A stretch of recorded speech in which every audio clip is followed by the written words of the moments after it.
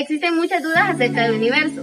En este video nos estaremos centrando en una de ellas, acerca del movimiento. Por lo tanto, estaremos entrevistando a algunos estudiantes de la universidad su perspectiva acerca del universo. Bueno, la pregunta que tenemos es acerca de ¿quién piensa usted que fue Isaac Newton o algo que sepa acerca de Isaac Newton? Un físico inglés el que descubrió la gravedad. Bueno, la pregunta es si usted sabe o conoce algo acerca de Isaac Newton, ya sea alguna aportación o algo. Lo único que sé sobre él es que hizo las 3 leyes de movimiento y una de las leyes, si no me estoy equivocada, creo que es la de toda acción tiene una reacción. Bueno, una de las preguntas es si usted sabe algo acerca de Isaac Newton o algo que sepa acerca de él. Pues de que es un científico que ha hecho aportes a la matemática y a la física, como en la ley de la reacción y acción, entre otras cosas. Y también quería preguntar acerca de si usted sabe qué es un físico o qué es lo que un físico hace. Un físico es un maestro que se encarga de impartir clases sobre la física. Ok, ¿qué es lo que usted sabe, algo que sepa de Isaac Newton, alguna aportación de él? Es el inventor de las 3 leyes de la física. Entonces, ¿usted qué piensa que es un físico o qué es un físico para usted? Un físico es alguien que estudia el comportamiento del universo. La primera pregunta es, ¿qué es lo que usted piensa que hace un físico o qué es un físico? Bueno, para mí un físico es el que se encarga de estudiar todo lo relacionado en cuanto a la física. Y asimismo, si usted sabe algo acerca de Isaac Newton o alguna aportación, lo que usted sepa acerca de él. Bueno, conozco 2 de las aportaciones más conocidas, que sería primero todo lo que tiene que ver con la gravedad y también lo que tiene que ver con todo con el prisma. Ok, la primera pregunta es, ¿qué es lo que usted piensa que hace un físico o qué es un físico? Bueno, yo creo que un físico es el que estudia todo lo que tenga que ver con física, gravedad, movimiento, más que todo eso, estudios. Mismo, que si usted sabe algo acerca de Isaac Newton, cualquier cosa, algún aporte de él. Ay, pues yo de Isaac Newton suelo ser el que fue el que hizo la ley de que todo lo que sube tiene que bajar, creo. ¿Qué es lo que piensa usted que hace un físico? Usa cálculos, fórmulas matemáticas, no sé. Bueno, y la otra pregunta es, ¿qué es lo que algo que sepa acerca de Isaac Newton o quién era él? Que descubrió la gravedad. Ok, la pregunta es, ¿qué es lo que usted piensa que hace un físico o qué es un físico? Pues sí, sé que tiene que ser una persona que estudia la física, básicamente cómo funciona el mundo sé que tiene que ver con el movimiento y ese tipo de cosas. La primera pregunta es, ¿qué es lo que piensa que hace un físico? Para mí un físico matemático es esa persona que trata en el área de las matemáticas y la física. En términos simples, supongo que es como un profesor o más alguien que investiga sobre esa rama. ¿Y usted qué piensa que es un físico? Para mí un físico, así como dice Emil, es aquel que estudia, por ejemplo, la materia y todo eso, que se encarga de los estudios ya muy profundizados de eso. La otra pregunta es si ustedes han escuchado de Isaac Newton, ¿qué saben de él? ¿Alguna aportación? Bueno, debido a que es bastante famoso por lo de la historia, a Isaac Newton sabemos que tenemos lo de las leyes de él y es bastante conocida mayormente la ley de gravedad, que fue no inventada pero conocida por él, dado que estaba realmente haciendo nada y de la nada vio que cayó una manzana, solamente se le ocurrió por empezar a hacer la investigación. ¿Y vos sabés algo acerca de Isaac? Bueno, él me quitó todo, pero sí, iba a dar el ejemplo de la manzana, pues que él fue quien puso en estudio y se enfocó bastante en eso de la ley de gravedad y también, aportó bastante para la historia y eso. La pregunta es si usted puede decir qué es lo que usted piensa que hace un físico o qué es un físico. Un físico, pues para mí, en lo general, un físico es alguien que puede calcular o hacer cálculos matemáticos fácil de la masa, velocidad y como también su ramificación es bastante amplia, no solo físicos, hay también físicos elementales y físicos matemáticos.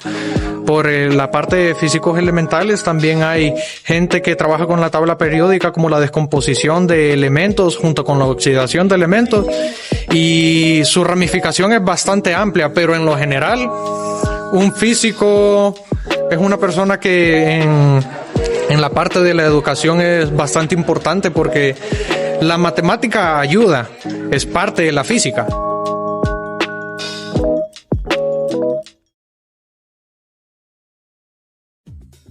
Asimismo, el mundo está compuesto de cambio, dijo Heráclito. Para algunos, un mundo así resulta profundamente perturbador. ¿Cómo podríamos esperar entender algo que está constantemente cambiando? La respuesta del físico es lograr entender el cambio en sí mismo. Y para el físico, precisamente, es la base del cambio, el movimiento. Ya sea el movimiento de un cuerpo u objeto, las partes últimas de ese cuerpo, un rayo de luz o energía del sol, o incluso del universo entero, donde sea y en cualquier forma que ocurra el movimiento. Así el físico se embarca en describir exactamente cómo se mueven las cosas, lo que implica describir el movimiento matemáticamente en términos de sus propiedades mensurables. Y para esto era necesario saber cómo manejar cantidades caracterizadas no solo por su valor en un instante dado, sino también por su velocidad y a la que ésta está cambiando. El hombre que primero determinó cómo hacer esto fue Isaac Newton, el inventor, junto con Gottfried Leibniz, el padre del cálculo. Precisamente es posible descomponer el mundo tan cambiante de Heráclito en piezas cada vez más pequeñas hasta que hemos aislado lo que está cambiando y determinando su comportamiento en cada instante del tiempo. A partir de este conocimiento, luego volvemos a unir las piezas para determinar el comportamiento de exactamente todo. No ha habido un concepto más poderoso y práctico en toda la historia intelectual de la ciencia y las matemáticas que funcione tan bien, que ha tenido un profundo significado para nuestra comprensión del mundo. Por esto es así que se volverá más y más evidente a medida que se realicen análisis en el universo, la utilidad del cálculo en la descripción de fenómenos físicos. Como el movimiento, se ha sugerido que el mundo material era continuo y podía dividirse en porciones cada vez más pequeñas. Incluso podría ser infinitamente divisible. Este concepto de una realidad continua, infinitamente divisible, detrás de todas las apariencias, es la base sobre la cual que se ha construido la descripción matemática del mundo. Esta visión del mundo material, como continuamente divisible, persistió sin desafío desde la época de Newton hasta finales del siglo XIX. Sin embargo, el siglo XX reveló que la naturaleza no es infinitamente divisible, sino que al parecer está compuesta por unidades discretas de materia y energía, aunque aún no sabemos exactamente qué son. Lo más probable, y lo que nos dicen las teorías físicas del siglo XX, es que nunca lo sabremos con certeza, que esta es una de las limitaciones fundamentales a las que nos enfrentamos en nuestros esfuerzos por describir el universo. Incluso se ha sugerido que el propio espacio y con el tiempo también pueden consistir en unidades fundamentales e indivisibles. Y este descubrimiento, sorprendentemente, proviene de intentos de conciliar nuestra comprensión de lo más diminuto con la de las regiones más grandes y remotas del universo. Pero incluso estos descubrimientos acerca de la naturaleza discreta surgen del uso de las matemáticas de continuidad, el cálculo, para describir el movimiento de los cuerpos materiales, y armados con nuestra nueva herramienta, Newton se propuso describir cómo se mueven todos los cuerpos. Partiendo con las leyes fundamentales del movimiento, Isaac Newton inventó el cálculo, aunque comparte ese mérito con otros y especialmente Leibniz, pero a él solo le corresponde la distinción de haber utilizado el cálculo para descubrir y describir todo el movimiento mediante la ecuación matemática. Esta ecuación del movimiento de Newton se convertiría en el modelo sobre el cual se moldearía toda la física después del siglo XVII. Si Galileo es el abuelo de la física matemática, Newton es el padre. Este publicó su obra sobre el movimiento en 1686, Los principios matemáticos de la filosofía natural, a instancias de miembros de la Royal Society en Inglaterra. Newton retrasó esta publicación durante casi 2 años, mientras resolvía varios detalles sueltos. Pero el Principia, como se le conoce generalmente, fue el resultado de numerosas investigaciones que comenzaron cuando Newton era estudiante y continuaron durante su tiempo como profesor lucasiano de matemáticas en la Universidad de Cambridge. Aunque rara vez se lee en la actualidad el Principia, sigue siendo uno de los documentos más importantes e influyentes en la historia. de la civilización occidental y el desarrollo de la ciencia moderna. En el Principia, Newton expuso una filosofía de ciencia experimental o investigativa. Reunió y sistematizó todo lo que se sabía en ese momento sobre el movimiento y añadió sustancialmente a ello los primeros 3 enunciados o principios conocidos como las leyes del movimiento. Reveló hallazgos experimentales que permitieron fundamentar los conceptos de fuerza y masa en base empírica, culminando en la ecuación del movimiento.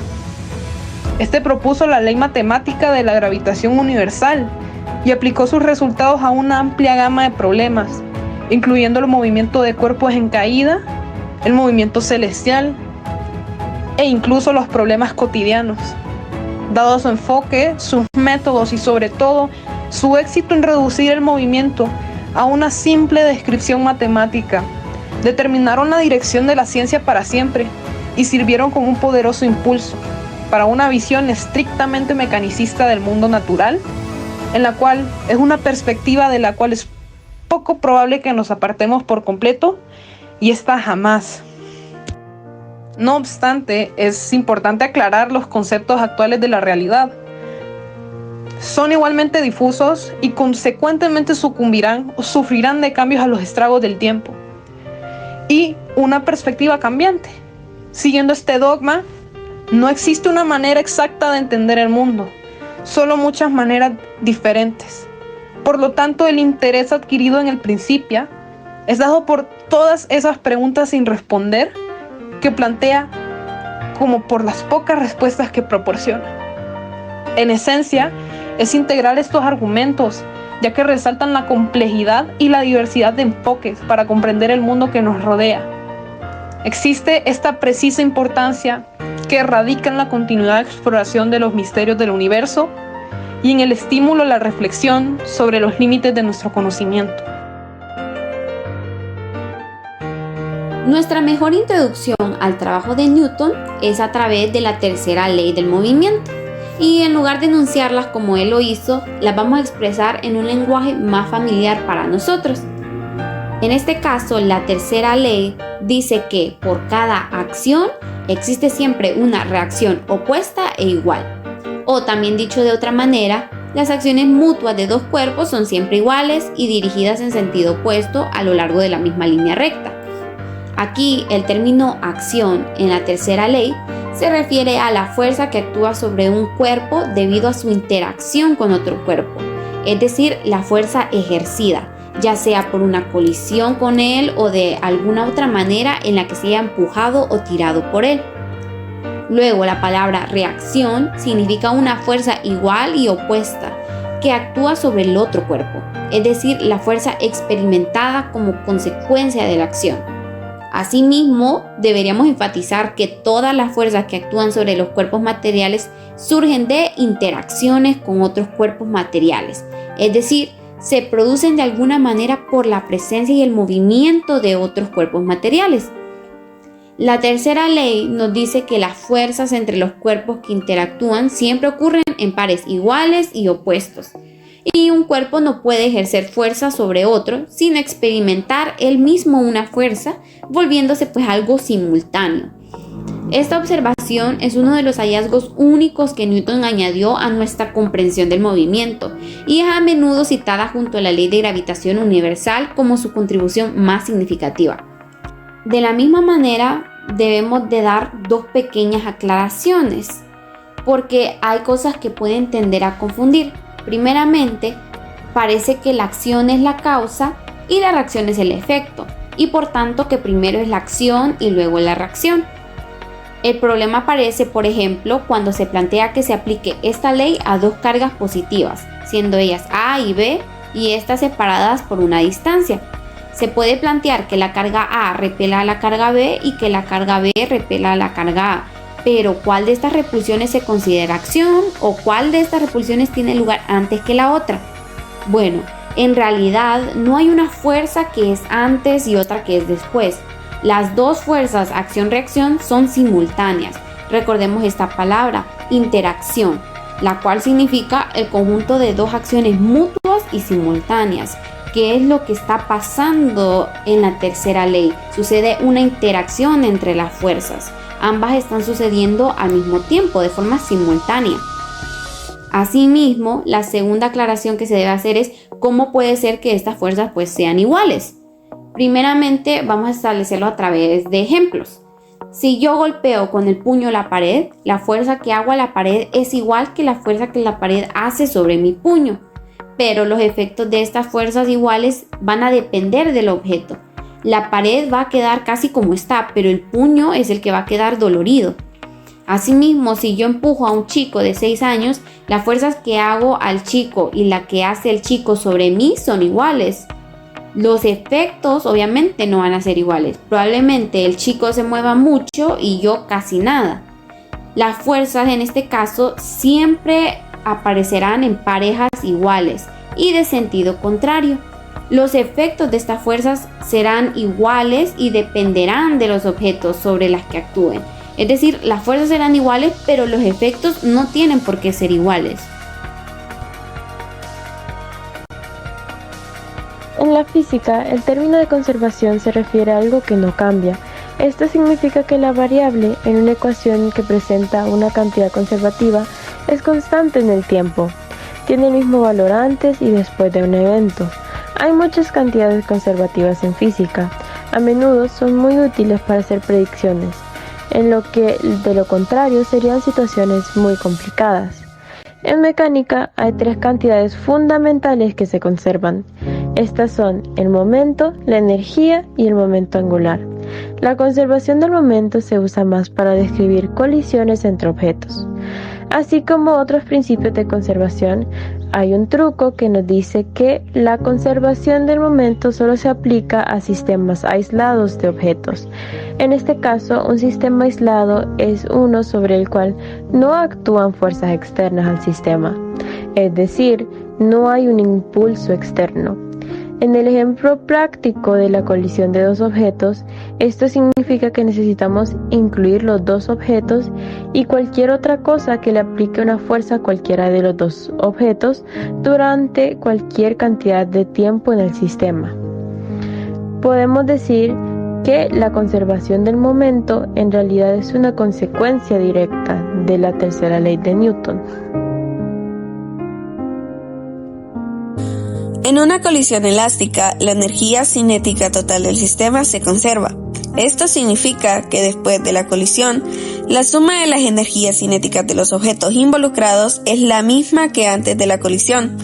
En una colisión elástica ideal no hay pérdida de energía cinética debido a la deformación o fricción entre los objetos. Una colisión se refiere al impacto entre 2 o más objetos en movimiento. En física puede implicar la transferencia de energía y el cambio de velocidad o dirección de los objetos involucrados. Las colisiones pueden ser elásticas, donde la energía cinética total se conserva, o inelásticas, donde parte de la energía cinética se convierte en otras formas de energía. Imagina 2 bolas de billar idénticas que se acercan una hacia la otra con velocidades iguales, pero en direcciones opuestas. Cuando chocan, rebotan una de la otra, conservando tanto la velocidad como la dirección, y la energía cinética total del sistema se conserva. Este sería un ejemplo de colisión elástica. Una colisión inelástica es aquella en la que parte de la energía cinética se transforma en otras formas de energía, como calor, sonido o energía interna en los objetos que colisionan. En este tipo de colisión los objetos pueden quedar unidos después del impacto o deformarse, y la energía cinética total del sistema no se conserva. Un ejemplo de colisión inelástica sería cuando 2 carros chocan y se quedan pegados después del impacto. En este tipo de colisión, parte de la energía cinética se convierte en otras formas de energía, como calor o sonido, y la energía cinética total del sistema no se conserva. Como siguiente tema tenemos las colisiones, y antes de proceder a conocer el significado del término colisión es necesario descubrir su origen etimológico. En este caso podemos añadir que se trata de una palabra que deriva del latín, concretamente de collicio, collisionis, que es sinónimo de choque, palabra que se formó a partir de la suma de estos 2 componentes, el prefijo co, que significa conjuntamente o encuentro, el verbo laedere, que puede traducirse como golpear. El término alude a lo que ocurre cuando 2 cuerpos chocan entre sí. Una colisión, por lo tanto, implica un impacto a partir del encuentro violento entre dos o más elementos. El choque se produce cuando estos elementos tienen un contacto directo que produce una transmisión de energía. El estudio de las colisiones tiene su origen en la física clásica, donde se observaron y describieron fenómenos relacionados con el movimiento y la interacción de objetos en movimiento. A lo largo del tiempo, la comprensión de las colisiones se ha desarrollado con el avance de la física y las matemáticas, dando lugar a teorías más precisas y modelos matemáticos para describir y predecir el resultado de las colisiones entre objetos. Las colisiones han sido estudiadas desde la antigüedad, cuando los filósofos griegos como Aristóteles comenzaron a formular las primeras teorías sobre el movimiento de los objetos. Sin embargo, fue con el desarrollo de la física clásica y la formulación de las leyes del movimiento de Newton en el siglo XVII cuando se establecieron las bases para el estudio sistemático de las colisiones.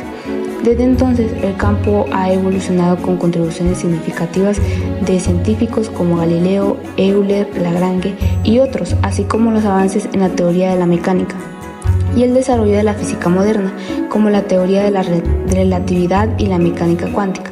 Las colisiones tienen aplicaciones en una amplia gama de campos, desde la física de partículas y la astronomía hasta la ingeniería y la biomecánica.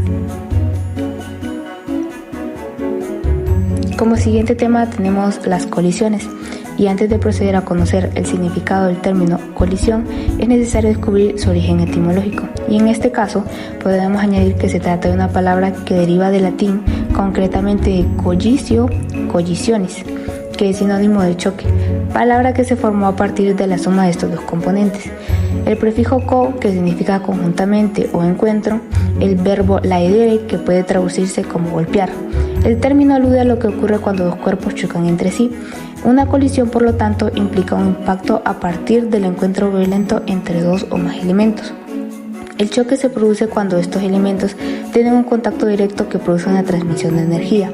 El estudio de las colisiones tiene su origen en la física clásica, donde se observaron y descubrieron fenómenos relacionados con el movimiento y la interacción de objetos en movimiento.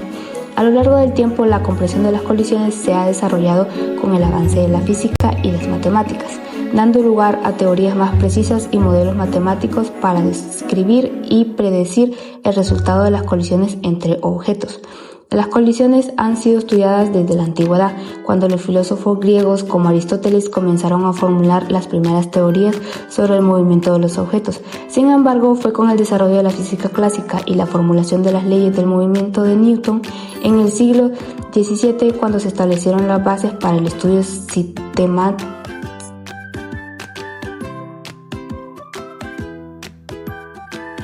Como podemos ver, las leyes de la física están involucradas en absolutamente todo lo que pasa a nuestro alrededor, en nuestro día a día, desde el movimiento más grande de los planetas, de las galaxias, de las estrellas, de lo que sea que ocurre en el espacio exterior, hasta el más mínimo movimiento del ser más pequeño, que puede ser una bacteria o un virus o incluso un átomo.